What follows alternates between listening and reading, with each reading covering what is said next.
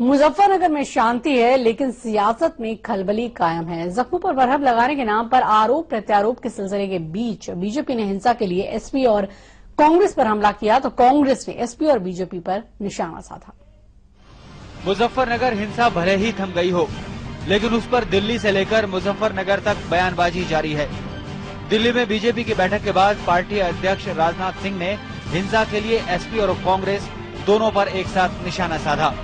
Samajwadi party की सरकार को इसके लिए पूरी तरह से जिम्मेदार मानता हूं और समय रहते केंद्र की कांग्रेस की सरकार ने यदि हस्तक्षेप किया होता तो इतने बड़े दुर्भाग्यपूर्ण हादसे को बचाया जा सकता।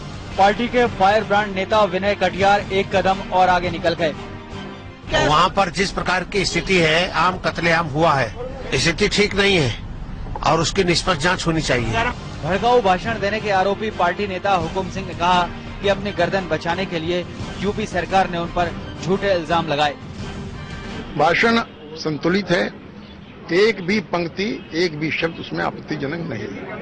उन लोगों के पास में तो कोई और विकल्प बचा नहीं था शायद कि किस प्रकार से अपने आप को दोष मुक्त करें, उसको दोष मढ़ दें बीजेपी के ऊपर। बीजेपी को सबसे सोचते हैं कि बीजेपी का नाम लोगे तो सांप्रदायिक कहना बहुत आसान होगा। पीएम सोनिया और राहुल के दौरे के बाद मुजफ्फरनगर पहुंची उमा भारती ने पहले तो उनके दौरों पर सवाल उठाए और कहा दंगों के लिए केंद्र की नीतियां जिम्मेदार हैं। एक भारत का प्रधानमंत्री धर्म के आधार पर भेद करे, यूपीए की चेयरपर्सन धर्म के आधार पर भेद करे, उत्तर प्रदेश का मुख्यमंत्री धर्म के आधार पर भेद करे, ये तो इतनी शर्मनाक बात है, इतनी निंदनीय बात है और इसलिए मैं यहाँ पे आई हूँ ताकि अशांति ना हो, यहाँ हिंसा ना हो। अब बारी थी कांग्रेस की। पार्टी ने एक ही तीर से बीजेपी और एसपी दोनों को निशाने पर लिया।